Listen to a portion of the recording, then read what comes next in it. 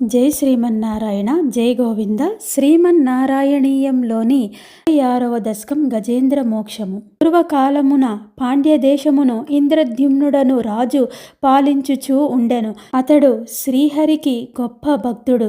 ఒకప్పుడు అతడు చందన పర్వతమునందు ఉన్న నిన్ను ఆరాధించుచు భక్తి యందు విలీనమై ఉండెను. అప్పుడు అక్కడకు అతిథిగా వచ్చిన అగస్త్య మహర్షిని అతడు గమనించలేదు. అందువలన అగస్త్య మహర్షికి మిక్కిలి కోపము వచ్చెను.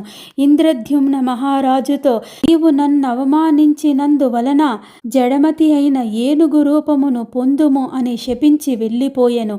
అందువల్ల ఆ మహారాజు ఏనుగు రూపమును పొందెను. అయినను అతడు నీ స్మృతి కలిగి ధన్యుడాయెను.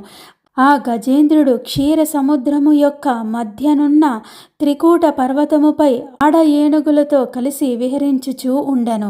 ఆ గజేంద్రుని శక్తి అక్కడ ఉన్న సమస్త జంతువుల యొక్క శక్తి కంటే చాలా గొప్పది. నీ భక్తులు అంతట శ్రేష్ఠులై ఉందురు కదా స్వామి. ఆ గజేంద్రుడు గొప్ప బలము కలిగి ఉన్నందువలన, దివ్య దేశమున ఉన్నందువలన అతనికి ఎట్టి బాధలు కలుగుకుండెను. ఒకనాడ గజేంద్రుడు ఎండవేడికి తాళలేక పరమాత్మవగు నీ యొక్క ప్రేరణ వలన ఆ త్రికూట పర్వముననే ఉన్న ఒక సరస్సున విహరించుటకు ఆడ ఏనుగులతో కలిసి వెళ్ళెను. ఆ కాలమున హూహు అను గంధర్వుడు దేవలుడను మహర్షి శాపము వలన మకరముగా మారి అదే సరస్సులో నివసించుచూ ఉండెను.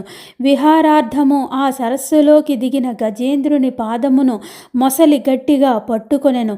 స్వామి, నీ భక్తులకు మేలు గూర్చుటకై వారికి నీవు కష్టములను కలిగించుచుందువు కదా. గజేంద్రుడు పూర్వజన్మమున చేసిన నీ సేవ వలన ఎడతెగకుండా కొన్ని వేల సంవత్సరములు మకరముతో యుద్ధము చేయుచుండెను. స్వామి, మరలా నీ చరణాబ్జము సేవ కలుగు చేయుటకే ఆ గజేంద్రునిని ఈ విధముగా మకరాక్రాంతునిగా చేసితివి.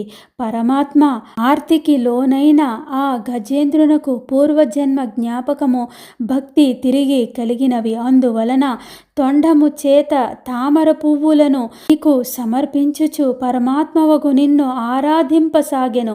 పూర్వజన్మలో అభ్యసించిన నిర్గుణ బ్రహ్మకు సంబంధించిన స్తోత్రములతో నిన్ను స్తుతింపసాగెను. నిర్గుణ బ్రహ్మ విషేకమైన స్తోత్రములు విని బ్రహ్మదేవుడు మొదలైన దేవతలు ఈ స్తోత్రము తమకు సంబంధించినది కాదని అతనిని రక్షించుటకు బయలుదేరలేదు. కానీ సమస్త ప్రాణికోటికి ఆత్మస్వరూపుడవైన నీవు మిక్కిలి దయతో గరుత్మంతుని అధిరోహించి ఆ గజేంద్రుడు యందు ప్రత్యక్షమైతివి.